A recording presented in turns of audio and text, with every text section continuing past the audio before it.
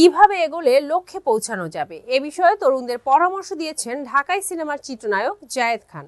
নেশা করা, ঘুমিয়ে সময় কাটানো ও ফেসবুকে সময় ব্যয় করাকে নিরুৎসাহী করেছেন এই অভিনেতা। নারীর পেছনে ছুটতেও বারণ করেছেন জায়েদ খান।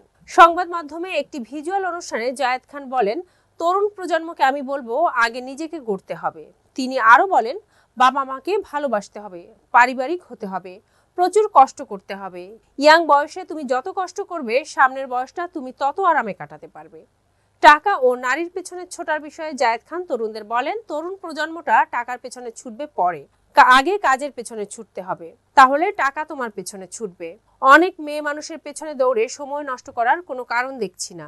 তুমি নিজে প্রতিষ্ঠিত হও, নিজের পায়ে দাঁড়াও, নারী তোমাকে খুঁজে নেবে তোমার পজিশন অনুযায়ী। কারণ দিন শেষে নারী যোগ্য ও সম্মানিত লোককে খুঁজে নেয় যে তাদের সম্মান করতে পারে। জায়েদ বলেন, শিক্ষার কোনো বিকল্প নেই, শিক্ষা অর্জন করতে হবে, সৎ থাকতে হবে। আমি এত কথা বলতে পারি কারণ আমি সৎ ও ট্রান্সপারেন্ট। সততা, স্বচ্ছতা ও কঠোর পরিশ্রম, এই তিনের সমন্বয় যখন হবে তোমার মধ্যে, তখন কাজের গতি তৈরি হবে। তখন তোমাকে আর কেউ আটকে রাখতে পারবে না। ট্রেনের মতো ছুটে চলবে তুমি। এ সময় নিজের জীবনের সংগ্রামের কথাও ব্যক্ত করেছেন জায়েদ খান। বলেছেন, আমি ভোর 5টায় উঠে বসে থাকতাম একটা শর্টের জন্য। অনেক কষ্ট করেছি লাইফে। শর্টকাট বলে কোনো শব্দ নেই। 2006 সালে আমার ক্যারিয়ার শুরু। তার আগে অনেক স্ট্রাগল। না খেয়ে থাকা, হাঁটা, গেটে দাঁড়িয়ে থাকা, নায়িকাকে গাড়িতে নিয়ে প্রডিউসার চলে যেত, আমি গাড়িতে ধাক্কা খেতে খেতে চলে আসতাম। তিনি আরো বলেন, আমার কিন্তু একদিনে এই পপুলারিটি আসেনি।